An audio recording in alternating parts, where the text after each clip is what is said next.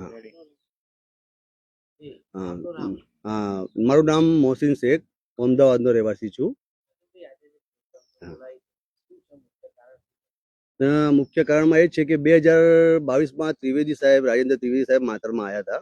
એમને એવું કીધું કે 500 જેટલા બિન ખેડૂત હોવાની માહિતી મળી છે અને 2000 કરોડનું કૌભાંડ છે અને 2000 વીઘા જમીન બનાવટી ખેડૂતો દ્વારા લીધેલી છે. તે પછી મામલતદાર સાહેબને આદેશ આપ્યું કે તમે તપાસ કરો, એમને જે કાયદેસરના બિન ખેડૂત જાહેર જાય એમની ઉપર કાર્યવાહી કરો. એમને કોઈ કાર્યવાહી ડાયરેક્ટ કરી નથી, સીધી લોકોને 500-600 જણાને નોટિસ આપી હતી. આની માહિતી આ રહી અને લોકોને કીધું કે તમે ખેડૂત હોવાના પુરાવા આપો. તેમાં મારા કેસો એમના હાથમાં આવ્યા અને વહીવટના ના કરવાના કારણે ચાલતે એમને મારા તમામ કેસોમાં મને બિન ખેડૂત બતાવી દીધો અને 1 વર્ષ હું લડ્યો, એમની જોડે મળવા જાઉં તો મને ભગાઈ દે કે તમારે નહીં આવવાનું, એવું વર્તાવ મારી જોડે કરે. પછી એનો માનસિક ત્રાસ અને આર્થિક સ્થિતિ મારી એટલી નબળી થઈ ગઈ હતી કે મેં 21/11/25 ના રોજ સુસાઇડ એટેમ્પ કર્યો. તેમાં મીડિયાવાળાને બોલાયા હતા, 72 કલાક આઈસીયુમાં રહ્યા અને એમને બધું કીધી, જાણ આપી, પણ કોઈ એમની ઉપર કોઈ કાર્યવાહી કોઈ પણ પ્રકારની કરી નથી. અને તેના પછી સારો થયો, એના પછી મેં ટોટલ એ દિવસથી અત્યાર સુધી 85 ફરિયાદો સરકારી ખાતામાં માતર પોલીસથી લઈ રાષ્ટ્રપતિ સુધી મેં 85 ફરિયાદો કરી છે. આજ સુધી કોઈ કાર્યવાહી કરી નથી. તો પછી હું સીએમ સાહેબને મળવા ગયો, હોમ મિનિસ્ટર સાહેબને મળવા ગયો, એમને કલેક્ટર સાહેબને આદેશ આપ્યો. કલેક્ટર સાહેબે ખૂબ સાથ સહકાર આપ્યો. ડેપ્યુટી કલેક્ટર સાહેબને બોલાવીને કીધું કે આમનો કેસ જોઈ લો, આ કે છે એ પ્રમાણે હોય તો પછી પુરોહિતે ખોટો હાથ લાંબો કર્યો છે તો એ યોગ્ય નહીં. તો એમને ફક્ત 5 મહિનાની અંદર મારા તમામ કેસો રિવિઝનમાં લઈ રિમાન્ડ કરી ઓકે કરી મને 1930થી ખેડૂત જાહેર કરી હુકમ કરી બહાલી આપી દીધી.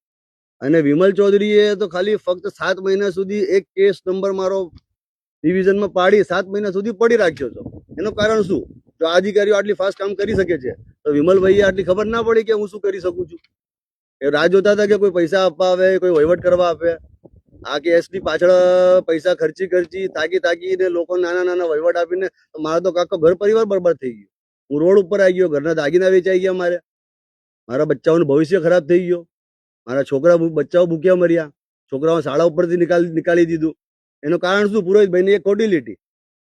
અને એમને પૈસા જોતા હતા એટલે આ વસ્તુ કરીને એની જગ્યાએ પછી અત્યારે 500 ખેડૂત બનાવટી ખેડૂત છે એવું કીધું હતું ત્રિવેદી સાહેબે. તો પુરોહિતભાઈએ 50 જેટલા બિન ખેડૂત જાહેર કર્યા છે, બીજા 450 ગયા કઈ? 2000 વીઘાનું કૌભાંડ ગયો કઈ? 2000 રૂપિયા ગયા કઈ? સરકારને પાછા લાવીને આપ્યા? નહીં આપ્યા. ત્રિવેદી સાહેબ જવાબ કરજો આનું બધાને. તે પછી પુરોહિતભાઈએ જે 50 કેસો એવા બનાયા જે લોકો ખેડૂત છે જ નહીં, એમને 50 થી 60 કેસોમાં ખેડૂત જાહેર કરી તપાસો બંધ કરી દીધી. વિમલ ચૌધરીએ બહાલી આપી દીધી. એ કઈ પ્રકારના એ લોકોએ કર્યું? એ તમામ કેસોની માહિતી મેં આરટીઆઈ દ્વારા મારફત હાજર કરી છે. આ તમારી સામે પડી છે, એ તમે જોઈ શકો છો. અને એ તમામ કેસો મેં રીઓપન કરવા કલેક્ટરશ્રી, મુખ્યમંત્રીશ્રી, પ્રધાનશ્રીને અરજી કરી દીધી છે કે આ તમામ કેસો રીઓપન કરવા અને જે સાચો નિર્ણય હોય એમાં લઈ અને મારી જોડે ન્યાય કરવું. અને આગળ હું એમની તમામ લોકોની હાઈકોર્ટમાં પિટિશન દાખલ કરીશ. જ્યાર સુધી આ લોકોને નોકરી પરથી નહીં કાઢું ત્યાર સુધી હું શાંત બેસીશ નહીં.